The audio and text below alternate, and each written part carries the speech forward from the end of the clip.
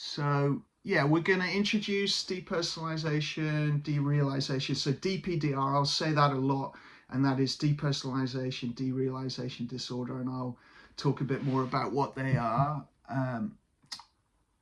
We'll do DPDR and OCD and anxiety and how they relate and interact and show up, and then how to apply skills, ERP, other things towards it. And really this is coming from my perspective of working with clients, but also my own lived experience. So alongside OCD and panic, I've had DPDR a lot of my life, actually. From as young as I remember, I was having panic attacks that had depersonalization as a big part of them. So I know it from the inside out as well. I've had periods of my life where I had it more chronically and it was sort of turned on the whole time, which we'll talk about. So I've experienced the intense sort of panic versions of it, the ongoing chronic versions of it. Existential OCD, it often goes hand in hand, and I had those two together a lot. So this is from my own experience of what's helped me, what I've seen help clients. Put that material out on YouTube and podcasts, and then I've had a lot of inquiries about it. I also work with a subgroup of people who've had adverse experiences to meditation, and that is another place where you see a lot of depersonalization disorder. When typically when people have done a lot of meditation, so they've done a lot of retreats, very intense practice, and sometimes you have a bit like psychedelic experiences can go adverse for some people. It's a bit the same. One thing that's very confusing is people talk about dissociation, they talk about depersonalization, and these things get used interchangeably. Dissociation also has different views from different professionals. You have some people thinking of it as a wide spectrum, from everyday daydreaming and just getting absorbed in stuff to more detachment, depersonalization, and then the more severe things like amnesia, dissociative identity disorder, aspects of psychosis, things like that. So some people really see it as this wide spectrum. Other people, it's more the DSM category, the different disorders there. So we have the dissociative identity disorder, dissociative amnesia, depersonalization derealisation disorder, which we're focusing on, which is one of these disorders. Then you have the other specified and unspecified, which I'm sure you've come across those in other categories. And then there's the trauma lens. There's a lot of people that really assume this is always a trauma symptom. I think anyone working specifically in depersonalization disorder will say it isn't always a trauma symptom. Sometimes it just gets switched on. Some people are more vulnerable to it.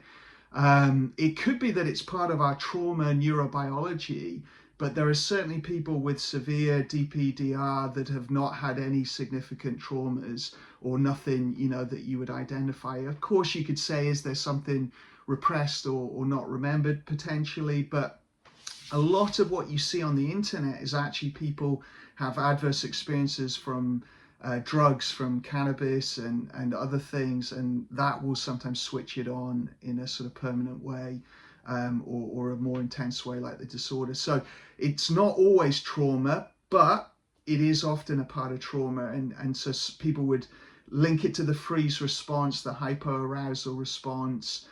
In trauma, there's the sort of primarily intrusive hyperaroused trauma, so more the flashbacks, high anxiety, hyperarousal, but then you have the primarily dissociative trauma, and people would box it into that sort of category. I think of it, it's like the trauma physiology has been switched on for different reasons, sometimes because of a trauma, sometimes because of ongoing intense stress, sometimes in relation to the OCD content. Sometimes you'll see that actually everyone has it transiently, and I think sometimes it's like a hyper awareness OCD where people have normal levels of transient depersonalization, and they start to threat monitor it, and it's like, hyper awareness of breathing or blinking or something else, but it gets switched on to the depersonalization. So in a nutshell, I think there are lots of different versions of it. I don't think it's one thing for everyone. Sometimes people make the mistake of kind of saying, oh, it's one thing and this is the way to recover, but actually there's lots of different ways it shows up. So, one simple definition from Elaine Hunter's book is it's defined by feelings of unreality and detachment in either the sense of self or the world. So sense of self is depersonalization, world is derealization. Often people have both, but sometimes you do have people that are very much one and not the other. And so it shows up in sense of self, emotions, thoughts, memories, physical sensations, sensory world perception, even understanding of people. So really any realm of your personal experience, you can feel depersonalization or derealization within that. And people get all kinds of symptoms, and actually it can be quite different for different people. Someone will not have so much with their thoughts, and then another person it's all blank mind, and then some people have emotion, some people have numbness and anhedonia. So it's very varied, and that's a point, as with OCD, digging into that detail and understanding the specifics can be very helpful in determining how we get the skills in there. Transient versus chronic. So the DSM-5 says transient DPDR symptoms that last for an hour or days are really common. Actually, we all experience them. If you say I'm a bit spaced out, which we all often say, I often say, you'll probably find that's like a mild DPDR thing going on. People will often have that experience on stage where they feel like they're watching themselves from outside or in performance. So there's lots of like transient, episodic, normal levels of this that everyone experiences. Sometimes you have a drink, you feel it a bit more, or things like that. But when it kicks in, more significantly, that is obviously where we start to see it more as an anxiety symptom or DPDR. And one half of adults have experienced it at least once in their lifetime, like an actual episode of it. So it's very prevalent to have an episode. You see it in things like grief and stuff like that. People will feel very depersonalized as they go through big life changes and shocks and things like that. But to meet the real disorder criteria, it's only about 2% in America. So it's, it's not an insignificant number, but the actual disorder, and we'll see that the disorder, you have to almost not have anxiety, OCD, and depression to get the actual DPDR disorder. So the 3 Ds of diagnosis, you all know well. The disorder comes when there's high distress, high dysfunction, deviation from normal behavior. So there's really a range of intensity. I've worked with clients where it's like low grade, moderate, frustrating, but not that intense, right through to like I can barely talk or think or move. It's so intense. So it can really range, and the associated emotions can be very varied. Some people have a lot of panic and terror, and they're either in that with it or they get it because of it. Other people are just numb. They're not actually that anxious, and they can have low mood as well. Some people are really frustrated, so they're not really anxious about it. It's more like chronic pain or something where they're just like, this is so annoying and it's ruining my life and getting in the way of everything. And sometimes it's like it's blocking emotion. So underneath it, there's like sadness and vulnerability and other things, but it's all blocked by this. So there's basically a lot of different ways it can show up. So when you're working with clients, really digging into that, that if they've read about depersonalization on the internet, they might just throw that term out without giving you any of this detail about what's going on emotionally with thoughts, etc. The core fears, sometimes people are worried they have, a dementia or something like that. Other people, it's more, they're not worried about anything like that. They just feel like it's impacting their performance or their social connection. Other people, it's like, I can't be happy with this. Sometimes people are deep in the existential OCD and they're taking it as evidence that we're in a simulation and that everything's not real and all that sort of stuff. So lots of different core fears there. And one thing is worth noting is it's very ineffable. It's hard to put into words. Like I've sometimes had this where you have experiences of it and it's like you almost can't put it into words what's going on. You know, you use these things like unreal or detached, or people speak in metaphors like they're behind a pane of glass or they're in a bubble, or you know, everyone looks like robots or things like that.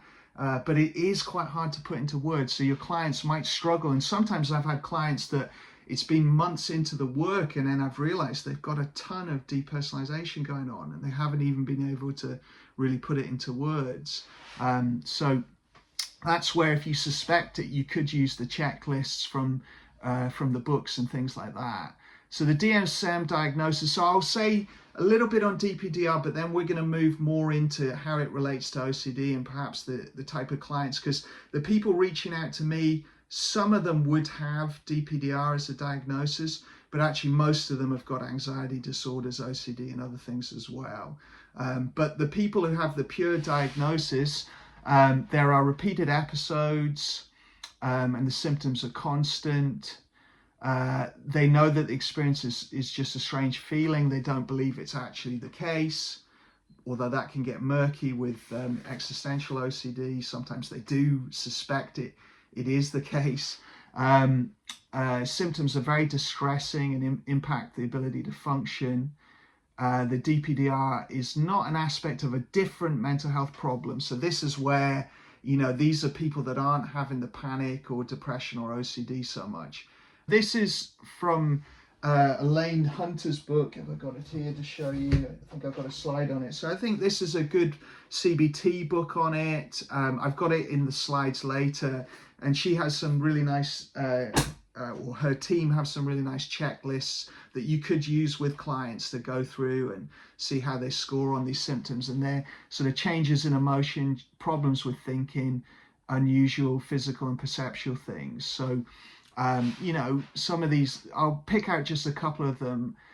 You know, people often feel they're in a dream, you know, and sometimes with existential OCD, people are worried that they have died. You know, they can have that kind of thing where they're like, I must be dead and be a ghost, or like I'm in purgatory, or I'm in a dream, or I'm in a coma. You know, they'll have all those sorts of worries, or I'm in a simulation.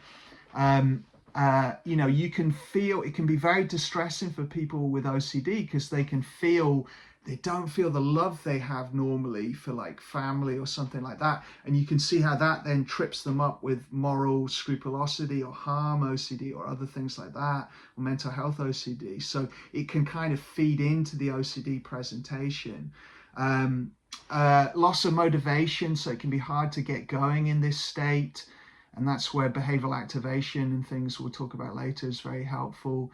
Problems with thinking. A lot of people talk about this symptom of blank mind. So you really feel like you can't think, or like your thinking's very vague and fuzzy and dissociated. It's like another thing that people will experience transiently. Like sometimes when you're about to public speak or something, your mind sort of blanks a little bit. It's like that, but it goes on, you know, more intensely, and it might feel a bit more vague and fuzzy and odd.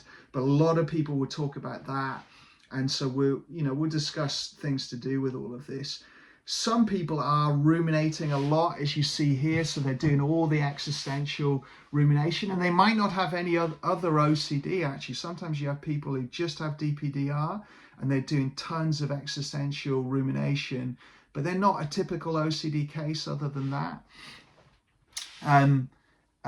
Unusual physical perceptual, so the world can seem really real, unreal, you know, things look robotic, things look detached, distances are odd, time can feel odd. You know, really it's disrupting our sensory processing, so our brain isn't processing the world like it does when we're not in this state. So it can be quite a trippy psychedelic type experience at times. So the relationship to OCD, I've talked a bit about this, but you see it, as I said, like in all the books on panic, you'll see in the checklist of symptoms that they often have depersonalization, derealisation as a panic symptom. So a lot of people, as the panic intensifies, will then start to feel unreal. Some people actually, the unrealness comes first and then they panic. And that was what I experienced a lot in the past, but I've had both versions of this. And actually, as someone having experienced this, it hasn't been one thing. It's shifted and changed. It's gone more external world, more internal world. It's jumped around from like being sense of agency and free will to more who am I and not recognizing myself to like not, it can basically move around like anxiety. Like you'll find with your clients, like sometimes they have a very stable anxiety symptom like tightness in the chest or tummy, but sometimes it will jump around and it'll move from like chest to tummy, and then they'll suddenly be dizzy and they won't realize it's an anxiety symptom. They'll think it's a health thing, but it's like the anxiety can shift around the nervous system to get our attention. I feel like this shifts around a bit like that for a lot of people. So it can come with panic and anxiety disorders. Ongoing rumination. People often, if they're just ruminating all day, they'll be in this kind of state just by the nature of that. High hyperarousal. It's like the body can't sustain that high anxiety that a lot of our clients have, where you're almost at panic and it's like you're sort of cycling in and out of panic all day. Like a lot of people will have that, and eventually it's like your brain, your energy system, nothing can keep that going forever. So it's like depersonalization kicks in to sort of give your nervous system and your hormones a rest. So I had that a lot. I would cycle between it. I'd be in hyperarousal a lot, and then I would sort of flip into DPDR and then depression, and it would kind of move in and out of that. And you could think about that sort of hyperarousal, hypoarousal shifting back and forth, which you see in trauma. Antidepressants, for me, it triggered it just going on them and off them. And a lot of people will have that. And sometimes that's not all bad, if they're taking them because they're in such high distress and they want it to come down. Well, sometimes you wouldn't mind a little bit of DPDR to bring it down.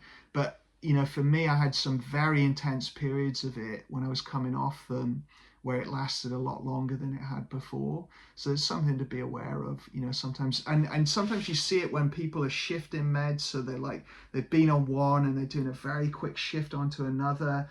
And sometimes you see people shift onto another. So they've been through 2 or 3 drugs and they maybe had a benzodiazepines and other things they've been given as well. And that whole combination, I think, can impact this, and withdrawal effects can do it. I've had people coming off benzodiazepine sort of addiction and dependence when they've had DPDR really strong. Alcohol, people trying to withdraw from alcohol can have it as well. Health anxiety, you can start to worry about it, as I said. Is it a sign that I have some sort of degenerative brain disease? People think they get a lot of deja vu, and they've read that some of these things are symptoms of brain tumors, and they sort of worry about that. I've certainly done that before. Existential OCD, that was a big one for me. If you are just going over and over, like, who am I? What's the point in life? Do I love people? Am I happy? Do I have free will? If you think about that stuff enough, you're eventually going to start to feel a bit depersonalized, to be honest. So not everyone. I've had some existential OCD clients that don't relate to it at all and they don't really feel it, but a lot of people will have that combination, DPDR and existential. Social anxiety, like it can be something that shows up a lot socially. So as soon as I'm with people, I start to feel unreal, and public speaking and things like that as well. Interacts with harm. So sometimes people get it and they think, oh, this is the sign I'm losing control. I'm going to hurt someone because of this, or I'm going to do, like sexual abuse. I'm going to be out of control, or, that sort of stuff can interact with it. Mental health OCD, people will often worry this is a symptom of psychosis, schizophrenia, that kind of thing. Having agency and free will is a big part of it. And then this adverse meditation experience that I see a lot of. And I can talk more about that, but I'll just keep that simple for now. Neurodivergence, I've seen with clients with autism, when they have autistic burnout, they often will experience this. I would say probably ADHD burnout as well. I've seen it with chronic conditions, Lyme, long COVID. I mean, I whenever I've had COVID, I've woken up in the morning and felt depersonalized, and I've thought, okay, that's interesting. Done a COVID test, had COVID. So the few times I've had COVID, that's what I've experienced, because it's a nervous system thing, right?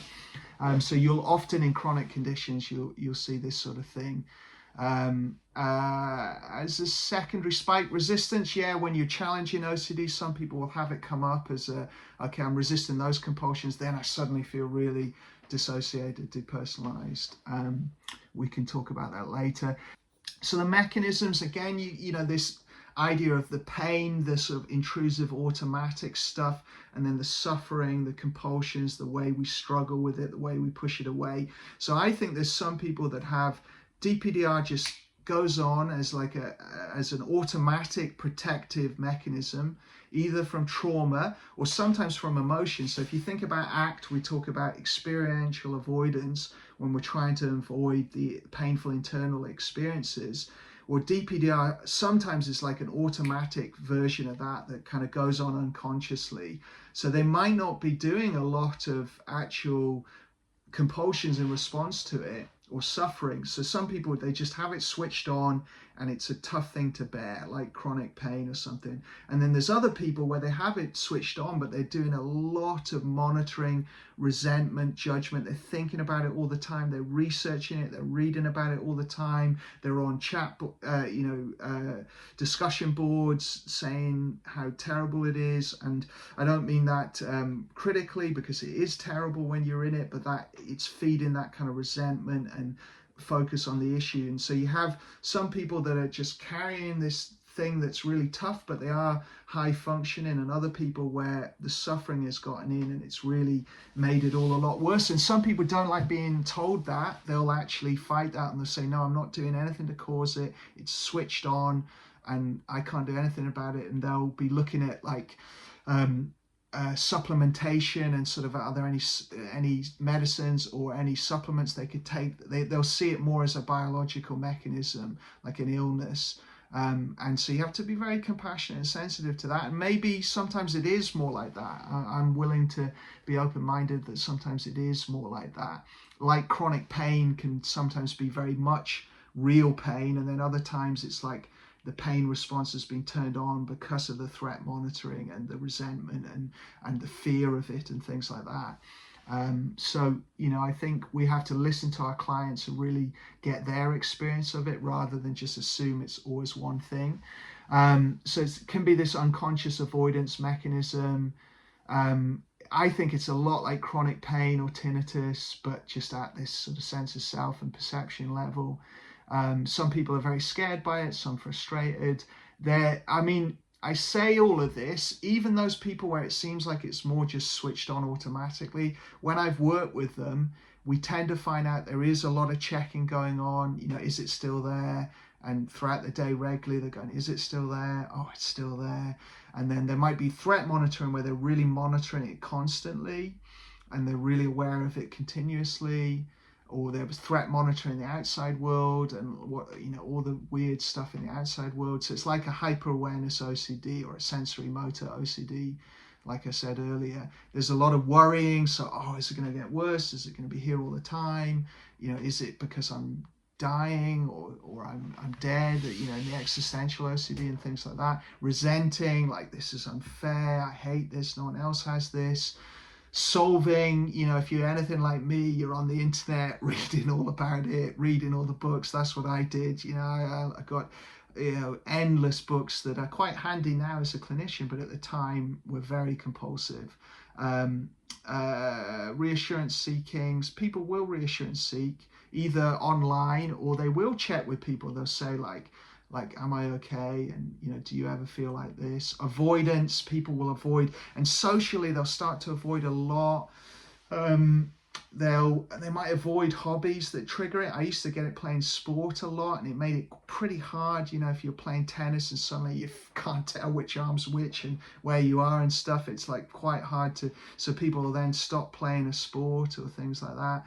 And then maladaptive coping, you have people staying up late, you have, you know, substance stuff, you have, you know, all the kind of maladaptive coping mechanisms, and some of them are inflaming the body that I think then make the symptoms worse. So if you stay up really late, you're on your screen all the time, you're eating all the wrong stuff, you're not exercising, you're indoors all the time, that inflammation I think will make all these symptoms worse.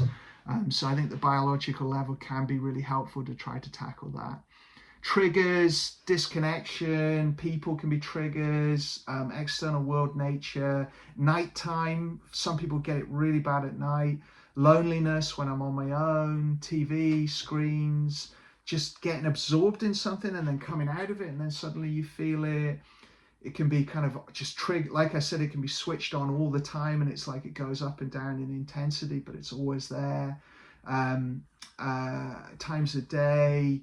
There probably is biological. I used to notice that I would get it sort of after lunchtime. I'd get a massive peak of it then. So there's probably things that interact with our sort of biology.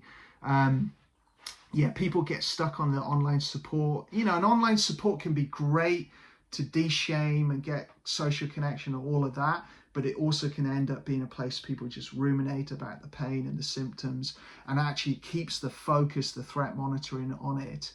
And it also triggers you, because if you read it, I mean, if you read some of the stories, they are horrendous. They are people that have been stuck in this for 30 years and, you know, have not been able to live their life. And you imagine if you're someone who's new to this and you read things like that, it's going to just trigger your threat response. You're going to be like, oh my God, you know, this could be me.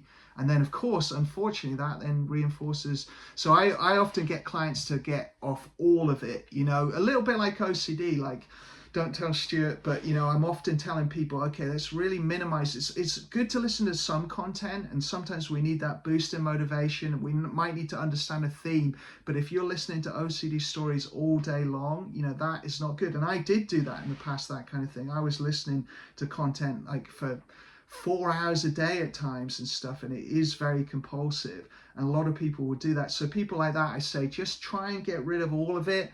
Read novels, watch movies that are fun, you know, listen to comedy podcasts, a little bit of it, you know, sometimes it's hard for them to cut it off completely, so maybe a little touching in, and if it is your social connection, okay, a little bit, but you just don't want people 80% of their time on this sort of content.